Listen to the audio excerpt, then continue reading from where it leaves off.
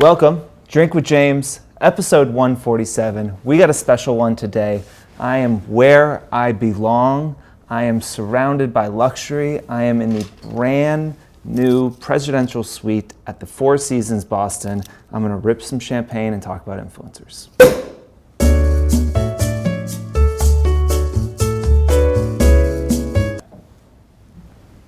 Cheers. Okay, so you might ask yourself, how did I end up here? Because obviously I'm not paying to stay here. So we are throwing an event tonight with the Four Seasons. As I said, they just redid these suites. I don't know that we can really show you the view. Maybe I'll have Brian swing around or something, but this room is insane. It has a, 25-foot window here that looks out over the Boston Public Garden. It's like a less dirty, populous version of Central Park. Apparently is one of the first public park in the country. The room is also obviously incredible. We're sitting in like maybe a third of it. But Four Seasons was excited to kind of bring in, we've got, 70 influencers or something RSVP tonight.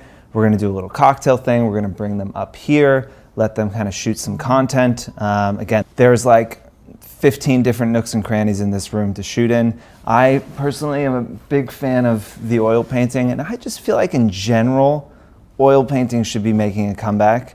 I could sit here and geek out about like hotel design for the next 45 minutes if you just want to do that. But I will say this, something I do really like is that, most hotel rooms now are just like generically modern. And I like, obviously the Four Seasons, everything they do is divine and perfect, and they are incredible. So unsurprisingly, this room I feel like has so much character of not only the park, we're sitting on top of this incredible custom rug that looks like you cut a tree, and it's kind of like the like trunk of a tree, and that kind of like branches out throughout the room. But I also love that while it does feel updated and modern, it isn't like super modern furniture. You've got the oil painting back here. It feels kind of like cozy and like old school elegant. Which is perfect, because I feel like if you had a super modern room here, it just wouldn't feel right. And I think it actually, we can create a really nice bridge to the rest of the episode here by saying that, we wanted to kind of have a theme for this episode and talk about creativity in general. And I think, what is great about this room and the Four Seasons in general, again, is that they didn't just do the normal thing that everybody is doing now. They really kind of stepped back and tried to look at their surroundings. So there's a difference between, I think, being creative and trying to do something interesting and different, and being able to copy trends. And it is a distinction, I think, that is too often lost. And something that we're going to kind of dive into today. So I want to thank the Four Seasons team, who is always so good to us and has been so welcoming here in Boston. We are looking forward to the event tonight, and I thank you all for letting me sit in your presidential suite. Oh, here's another thing. I thought I said this on video, but I said it on my Insta stories already, which is that they literally finished this today. So I am the first person to do anything in this room. And that is like, you can kind of put that on my tombstone, I think. Like, this is, it's not often that you get to like break in, one of the nicest hotel rooms in a city, and I have that honor, and I'm taking you guys with me on this journey. So let's get into it.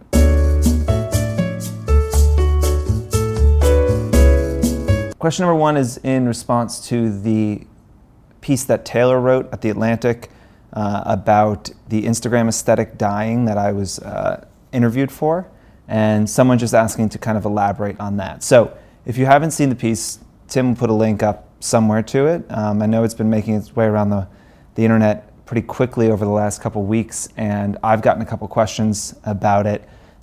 Essentially, what Taylor was talking about in the piece is that, this overly pretty Instagram aesthetic is dying, right? The like stand in front of a pink wall, hold a big bouquet of, I don't know, what do people hold? What are those, like big thing of hydrangeas wrapped in butcher paper and like smile really wide. Like that aesthetic is kind of dying. And she did an incredible job reporting the piece and really dove in and talked to not only influencers who are kind of going against the grain. One of them was Reese from Double Exposure, who we've talked about a good amount, but also looking at brands. She was looking at like kind of meme accounts, and Balenciaga, who has been growing their Instagram really quickly and outpacing their luxury fashion counterparts as far as growth rate and engagement goes. And it's just talking about how the aesthetic of Instagram is changing, and it's going from really pretty to kind of purposefully ugly almost, and like really kind of grimy, and that it's following the larger kind of grunge trend that we're seeing in fashion. There's a lot of like early 90s fashion coming back. This has been happening for years now. And it was an interesting conversation about, what influencers should be thinking about, and how does this truth affect people, right? If it's the case that like people don't want pretty anymore, what do you do as an influencer if that's your niche? If that's the thing that you're good at. And I think that it is important to kind of understand the trends. I think it's important to know like why that is doing well. It's important to understand, why people think Balenciaga is doing a good job, even though Balenciaga is terrible. And I think everything they produce is total crap. But it is very much like in the cultural lexicon right now. It is like very much like the vibe, and I think that it is really important to understand that, and to understand that might be why your content isn't doing that well. Now, how you react to that, I think, is kind of a different story, and I think we've talked about this before, but something I've been thinking about is just asking yourself why you do this at all. And I think it is really important to continue to have fun with this and to enjoy the stuff that you're putting out into the world.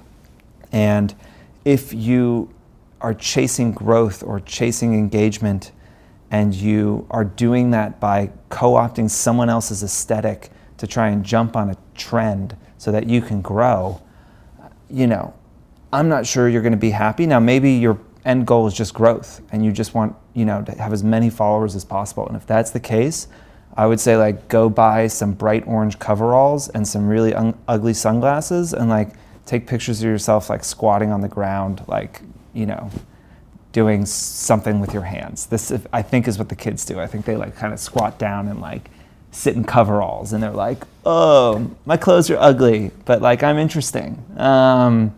Again, this is not a new thing. I believe young people have, throughout history, dressed like morons to try and piss off old people.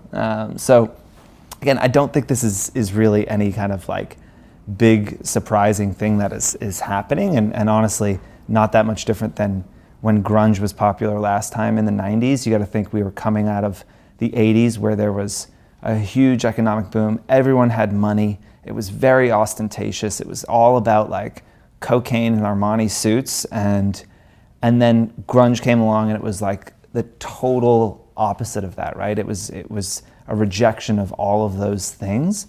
And right now we are in, an unprecedented. The economy is doing great right now. People have a lot of money, and I think youth, like young people, I think it's just a pretty similar cultural moment that was happening back in the back in the 90s, in the late 80s into the 90s. And is that like rejection of beautiful things that can kind of set young people apart from their crustier, older counterparts, such as myself.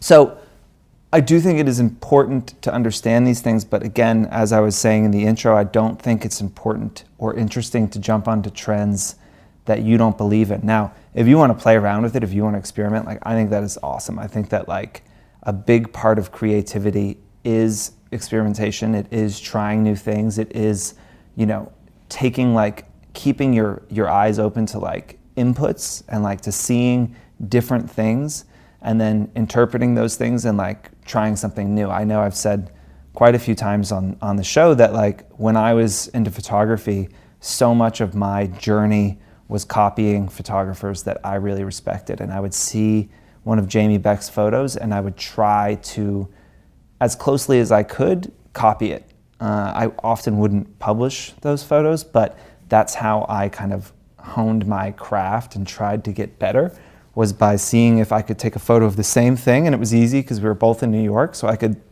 literally go to the same locations and things that she was in, and I would try and take the same exact photo. And by doing that, I would force myself to learn the techniques that she used without being able to ask her. So I think that like exploring trends like that can be really, really valuable, but I think you can also get lost in them and kind of lose your individuality, which is at the end of the day the only thing that is going to kind of set you apart in this world and help you gain a following. And I think that's a real thing to consider if you are thinking about chasing a trend, is how are you going to continue to keep your unique point of view.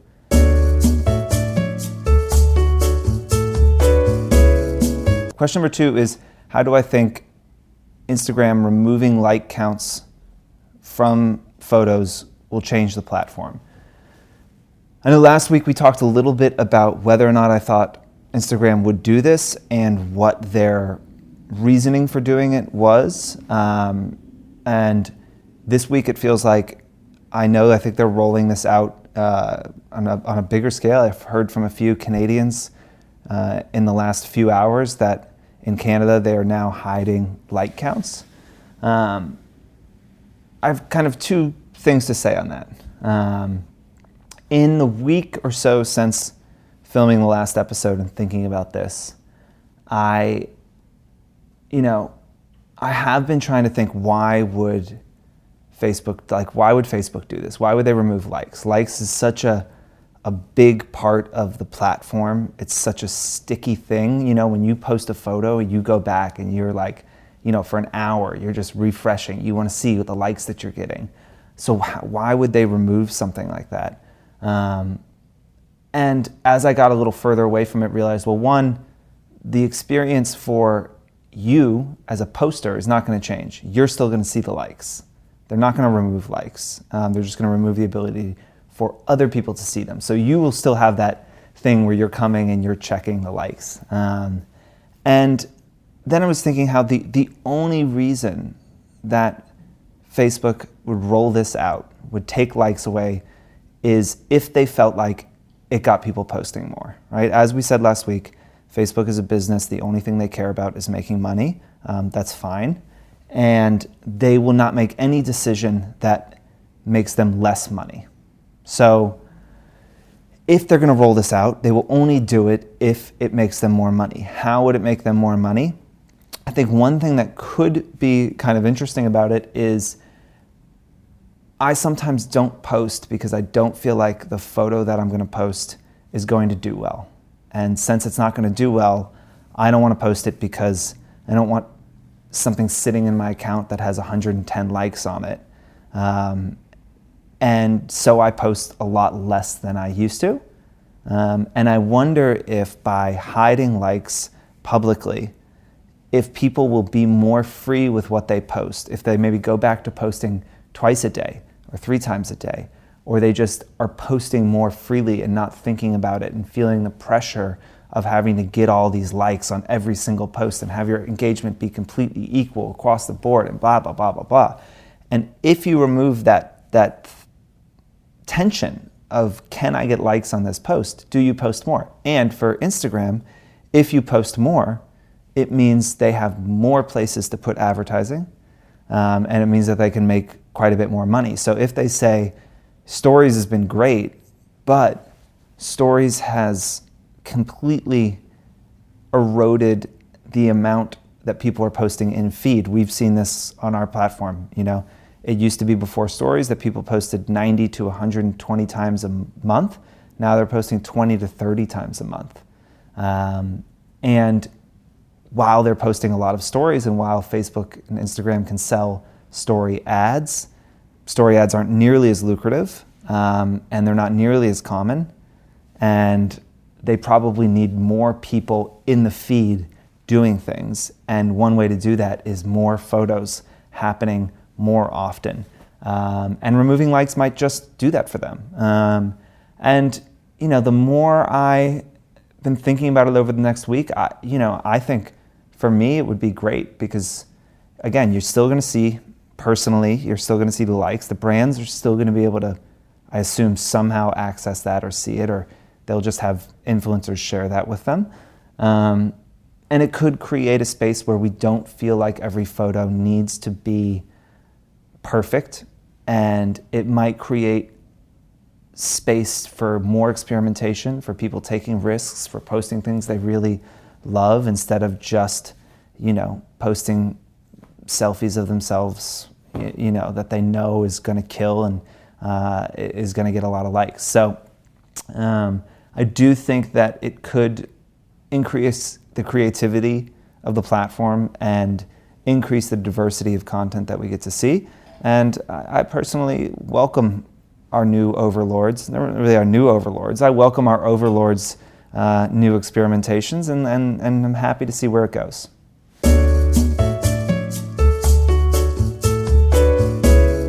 Question number 3 is, how do you feel about people ripping off your fill in the blank? How do you feel about people ripping off what you're doing?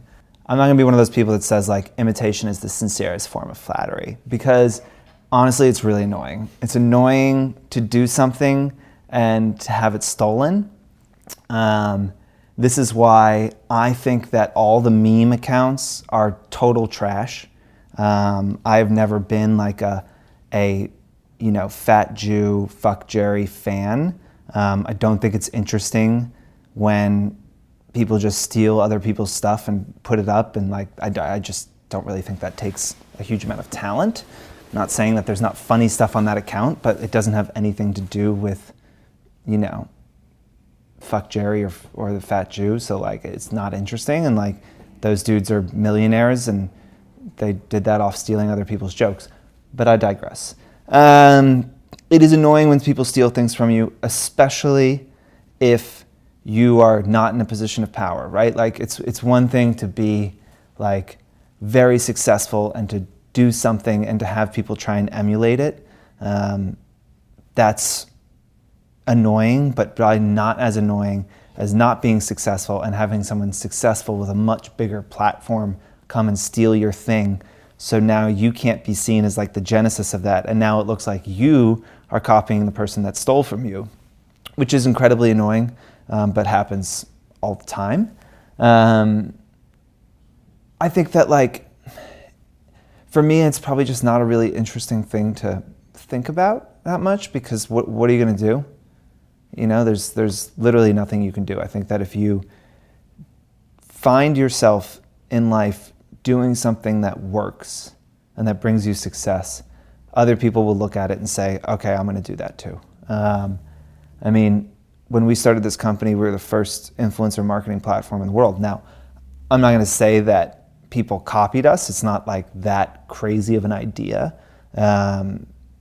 But it certainly has been, frustrating over the years to see hundreds of companies launch doing what we're doing. But I think what I have found to be true in life is that ideas are essentially meaningless and execution is really the only thing that matters.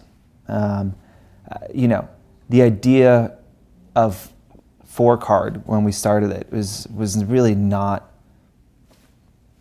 that great of an idea. It wasn't like, you know, it wasn't like I invented a fucking personal computer or something, you know, and so the idea hasn't really meant anything. I think that like what is more important is your ability to execute on it and your ability to do it well. And I think that our society in general places too much value on ideas. And I know that like when people are thinking about starting a business, they're like, you know, I'd love to be an entrepreneur, but I just don't have a great idea. And to that, you have to say like again, like most businesses are not, they're not original ideas. I mean, Facebook was just another version of MySpace, you know, and it wasn't really any different other than like it started in colleges and it was blue. And the only thing that's mattered is execution, you know. Mark is an incredible executive and he's made like really good decisions and some bad ones over the last 15 years or so. And that has made all the difference, not the idea of Facebook. The idea of Facebook is meaningless when compared to the execution of it. And so I think if you can focus less on ideas and more on executing them effectively, that is where you will find your success. Okay, well, listen, that is it. I've got a cocktail party to go to, and we got influencers to bring into this room.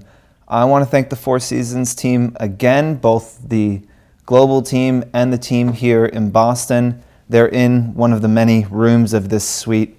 So thank y'all. And if you happen to be a person of means, and if you happen to need to come to Boston, I implore you to try and rent this room out, and you can stand in front of this window. You can, you know, look for the red coats. You can look out at beautiful Boston and think it's great to be rich. So, cheers.